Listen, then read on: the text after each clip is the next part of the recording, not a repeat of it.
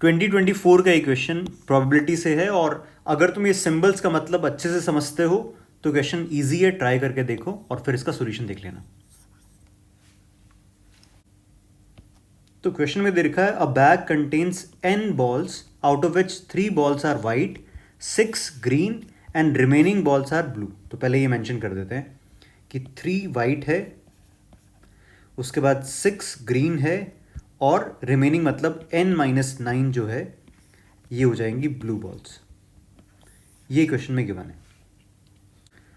Assume that balls are identical, otherwise मतलब colour के अलावा कोई और डिफरेंस नहीं है।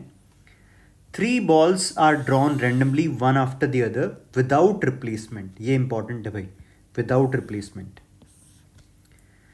For I 1 2 3 let WI GI BI denote the events that the ball drawn in ith draw is white, green and blue.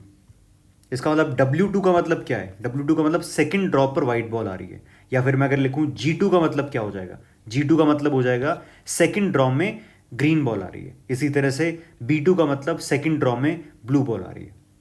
उसके बाद हमें ये दो प्रोबेबिलिटी गिवन है, PW1 intersection G2 intersection B3 और PB3 upon W1 intersection G2।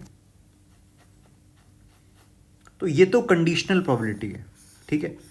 अच्छा, दोनों में एक चीज अच्छी बात है कि यहां पे दोनों में ही W1 है, यहां पे भी W1 है, G2 है, इधर भी क्या है? G2 है, और इधर B3 है, इधर भी क्या है? B3 है। तो जो दो चीजें डिस्कस की जा रही है उन दोनों में W1, G2 और B3 दे रखा है। तो अगर मैं कंडीशनल प्रोबेबिलिटी वाले को सिंप्लीफाई करके लिखूं तो पहले तो मैं यहां पे बता देता हूं कि हमें पता होना चाहिए कि पी ए अपॉन बी का मतलब होता है P A intersection B divided by P B. अच्छा, मैं इसको बोल भले ही ए अपॉन बी रहा हूं, इसका मतलब होता है P probability of event A when B has already occurred, ठीक है, या फिर probability of A given B. तो ये हमें पता होना चाहिए।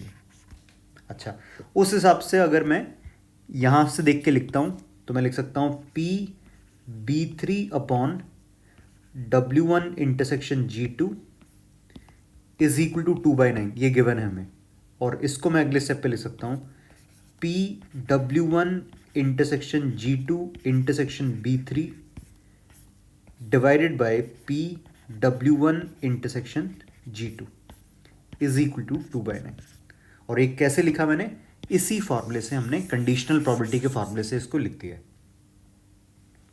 अब क्वेश्चन में हमें ये चीज गिवन है, ध्यान से देखो, PW1 intersection G2 intersection B3 is 2/5n। तो यहां पे हम इसको वैल्यू रख देते हैं इसकी, तो मिलेगा मुझे 2/5n अपॉन, अच्छा अब देखो क्या लिखा हुआ है, PW1 इंटरसेक्शन G2। तो W1 इंटरसेक्शन G2 को क्या लिखा जा सकता है?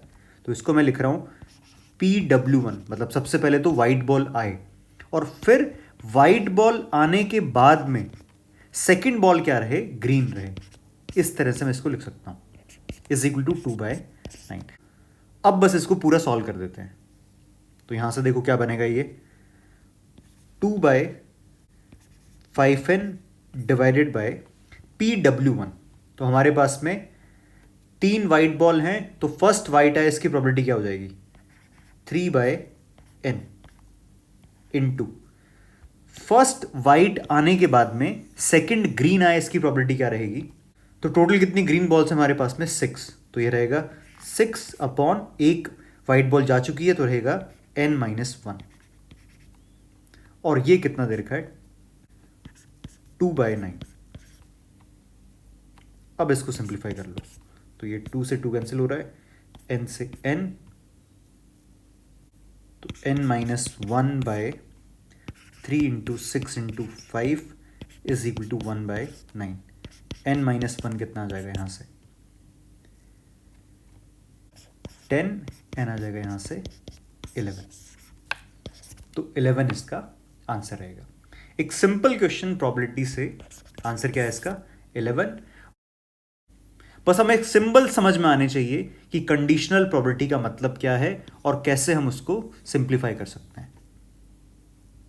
ये चीज मैं अलग से भी एक बार लिख देता हूं यहां पे, मतलब हमें ध्यान रखना चाहिए कि पी ए अपॉन बी का मतलब क्या है, P A intersection B divided by P B.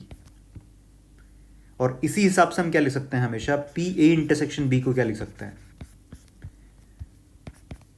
P B into P A upon B, और इसी को हम क्या लिख सकते हैं, P A into P B upon A.